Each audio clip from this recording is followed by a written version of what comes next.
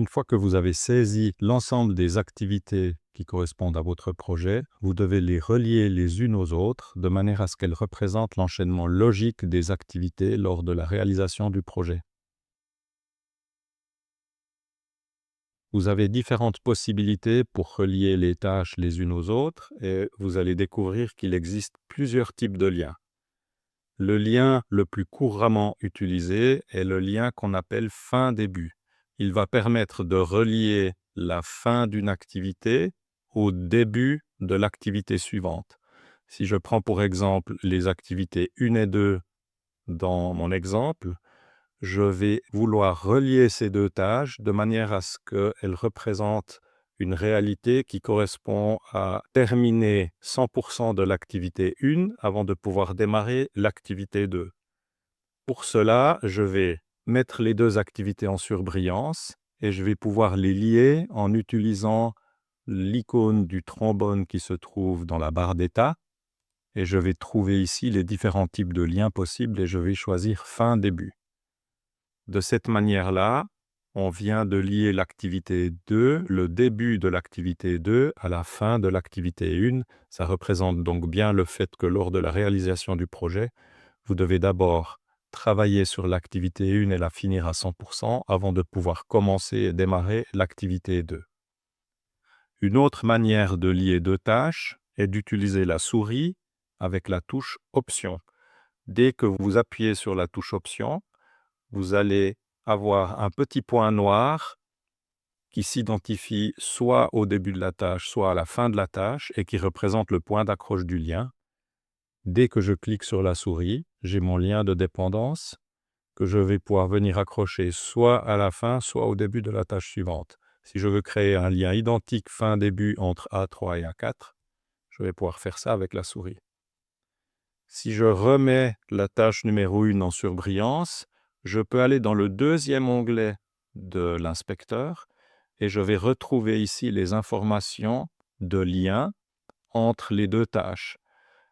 Ici, la tâche 1 est le prédécesseur de la tâche 2 et la tâche 2 est le successeur de la tâche 1. Vous voyez bien ici dans l'inspecteur que la tâche A2 est le successeur de la tâche que j'ai mise en surbrillance. Si je mets en surbrillance l'activité 2, on va retrouver l'activité 1 en prédécesseur. Vous pouvez évidemment également jouer avec l'inspecteur pour ajouter des liens. Je pourrais par exemple faire de jalon X un successeur de l'activité 2. À ce moment-là, je vais utiliser le petit plus ici et identifier le numéro de ligne qui correspond au jalon X qui est ici, le numéro de ligne numéro 4. Quand je mets l'activité 2 en surbrillance, dans l'inspecteur, je peux constater quels sont ses prédécesseurs et ses successeurs et on retrouve bien l'activité 1 en prédécesseur et le jalon X en successeur. Vous pouvez également cliquer directement sur le lien et vous aurez dans l'inspecteur les informations qui sont liées uniquement à ce lien, à savoir l'activité qui est en prédécesseur, l'activité qui est en successeur et le type de lien. C'est dans ces menus que vous pouvez éventuellement changer le type de lien et mettre un lien début-début ou un lien fin à fin qui correspond à différentes façons de réaliser le projet.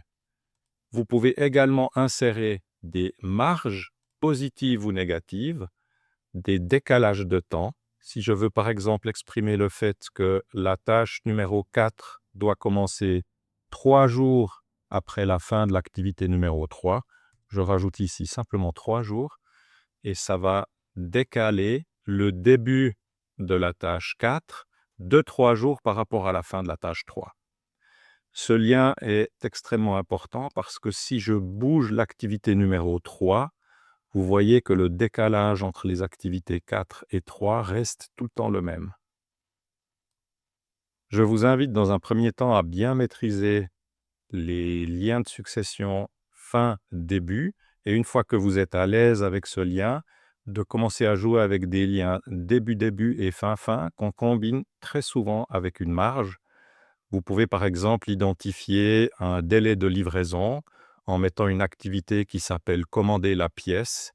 Ensuite, une marge de 6 semaines si on a un délai de livraison de 6 semaines sur une autre activité qui pourrait être réception de la pièce ou test de la pièce ou intégration de la pièce.